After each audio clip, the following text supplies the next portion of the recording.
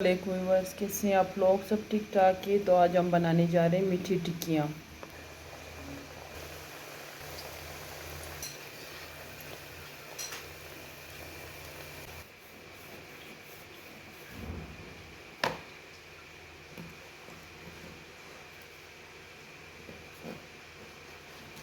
तो यहाँ पे टिक्कियाँ जो थी वो हल्की आंच पे मैंने सारी फ्राई कर ली है। अभी मैं इसको बाहर निकालती हूँ। तो यहाँ पे हम लोगों की जो मीठी टिक्कियाँ थी वो बिल्कुल तैयार हो चुकी है। अगर आप लोगों को इसको पूरी रेसिपी चाहिए तो फिर मैं आप लोगों के लिए पूरी रेसिपी शेयर करूँगी।